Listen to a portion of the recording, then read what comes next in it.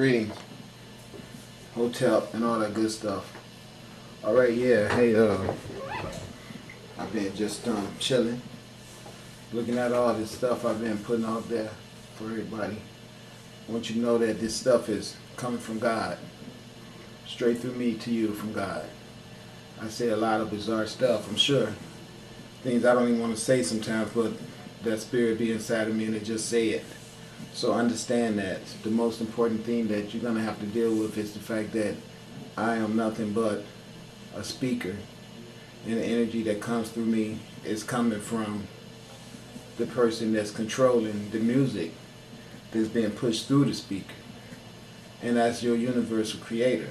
Now you can't lose track of that. You have to stay involved with the knowledge of that, or you're going to miss the whole point and sit up and be hating me, my personification, instead of paying attention to the knowledge and the truth about your circumstances on this planet that I'm bringing to you. That's all you should be looking at, is the fact that everything I say to you, as dirty and filthy and undesirable as it may be for you to be having to ingest it, it is that it is, and I am that I am. I'm not going to go away. It's just that simple. This is a divine ordainment by the universe that's going down, and the ignorance of man on this earth is trying to stagnate it, and it's going to cost you dearly. Now understand that. Alright, when I was in Detroit, Michigan, years ago, when I was like about 20 years old, I used to live in a place called the Hermit Gardens on Joy Road in Southfield, I think it was. And on the other side, it was Tyreman in Southfield. It was a real high-paced, dilapidated system of project living where it was so cutthroat and so much corruption and so much deprivation. It was just one of the worst circumstances of living that I have ever been exposed to, but we all managed.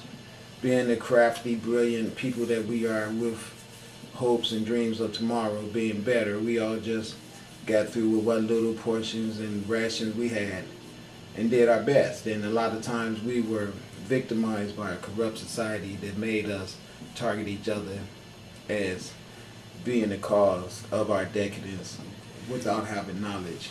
We murder and kill each other because we see that happen so common all around us, and it's like, okay, this person should be shot, and that's because we're not showing no type of demonstrations of no, this person should not be shot. Okay, that's the reason why people don't hesitate to see privilege to kill a person. The human life is so valueless. I mean, we've been so depriced and stepped down to the state of nothingness that we even see that nothingness in ourselves. So now what's going on is that, as I said before, the universal creator has put me through a lot of experiences to share with you, so I could be able to be the person that I am today. One of the experiences that I was fortunate to have when I was living in Detroit in the Hermit Gardens was I met this guy. This guy his name was Lot. He spelled it L-O-T-T, just like the characteristics of the guy Lot in the Bible. He had a lot of those characteristics. This guy had been married to a white lady. He was a melanated man. He was like about 6 feet tall. He was really strong guy. He was built really good. He was like about, I guess, 50, 53 years old, but he was well preserved, and he was very psychotic, quick to violence if you provoked him. Otherwise, he was a very friendly, educated man who I really found a lot of pleasure in having conversations with. He always would talk to me. I was a young kid, but he like, it was something about me where every time he said, young brother, come here. And you know, he was an old man to me, and I was 21, but I was raised by my mother and my grandmother to respect seniors. And a lot of times I wouldn't want to talk to him, not because there was anything wrong with him, but just because the knowledge he was dropping to me was in opposition to Christianity, and I had been raised to be a Christian, all right? But it was something that he kept, it was all intriguing. Whenever he wanted to talk to me, I would listen. So he started telling me about the Nation of Islam and Muslims, and he started talking to me about Elijah Muhammad. At that time, I was living, like I said, in a family that was all Christian. Okay, so these names to me, even Minister Farrakhan, Malcolm X, all this stuff he was talking to me about. I knew about Malcolm X, but that was about as deep as it went. And I did know about the Nation of Islam and all that. But I wasn't avid at reading any of their literature or trying to be involved with them because I would have been frowned on and seriously badgered by my family if they ever knew that I had, any thoughts of getting away from Jesus, okay? But anyway, this guy kept talking to me. Then I ended up going to his house. I used to smoke marijuana with him because I was smoking marijuana then too, at 21. He smoked marijuana a lot. And he had a little young kid, a little son that was mulatto. He had been married to a white lady that had ran off somewhere. And he had his son. I can't say she had left him with his son. That'd be inappropriate. He just was fortunate enough that when she ran off, he remained in custody of the son, which is the natural way to say that. She didn't run off and leave him with a child out of his. A woman can run off and leave a child with someone if it's not the biological parent, and then she still didn't leave it with someone. She left it with someone who she knew. So we got to watch what we say in this world, because we've been set up for failure by the information we're being given, and you can tell the information a person being given by what they say out of their mouth. But anyway, Lot started talking to me about the Nation of Islam, and he started talking to me about the book, A Message to the Black Man. He even had the book. So he started reading it to me, and he started telling me some stuff that I thought Elijah Muhammad was a damn fool. I'm not gonna lie to you, I really did. And that's the reason why I'm sitting here telling you all this stuff. Because I know a lot of you guys, even though you see this shit, you still believe that I'm a damn fool. But I want you to find out how long this information has been around. Do you not know that this information that I'm getting ready to show you guys about is older than the white race? They hid this information from us so they can enslave us. They all know exactly what's going on. That's the reason why the minute anybody say they see spaceships, the first thing they're going to do is be the ones to come out and say, no, you don't. No, you do not see your mothership coming back to get in our ass. Please tell me this is not true. Because, they knew it was existing, but they was thinking, well, true or not, we will enslave the niggers, and, the Pope will help. Yeah, I'll help. Yeah. Okay, so let's go on and check this out so you guys can see what I'm talking about, alright? Hope you enjoy it. Peace and blessings.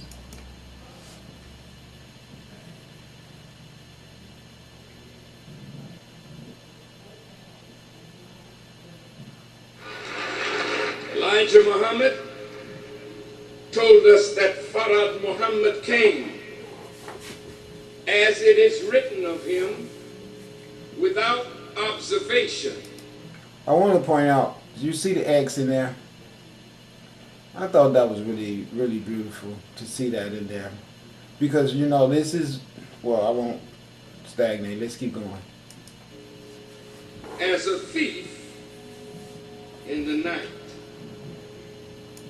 That's what I told them white people here in Vancouver that kept accusing me of stealing. I said, I come here, the Son of Man, the Son of God. They call it Son of Man on earth, but I don't call myself Son of Man. I call myself the Son of the Son, and I call the Son God, so I'm the Son of God. And my thing is this. They all running around with their bullshit. I stole some. You see, I told the judge, fuck you, shut the hell up. And excuse my profanity, but that's the truth when you're dealing with some people that's corrupt as they asses are. You know what I'm saying? If I wasn't protected by this light, they'd be pushing me through their bullshit, trying to send my ass to their death camp. Fuck them. I ain't got no love for them. They're criminals. They are nothing but damn pathetic ass vampires, leeches that don't mind killing people so they can live and eat sandwiches. Whole families of people got to be pushed into the grave. You saw that. You see, I done showed you plenty of circumstances where that's how they get down. So why should I be afraid of them when they killing everybody, genociding everybody all over the damn planet? Fuck them. I hate their asses. I do. They are evil. They are murdering people, and they got plans on murdering your child. And that's why we should be happy. Look, what you got to look forward to. Told us that Farad Muhammad came, as it is written of him, without observation as a thief in the night. And that's what they call me, a damn thief. And that he was in fact the long-awaited Son of Man that would come from the east to the west to seek and to save that which was lost. And the Honorable Elijah Muhammad said that the black man and black woman of America were and are the lost member of the aboriginal nation of our planet from the tribe of Shabazz.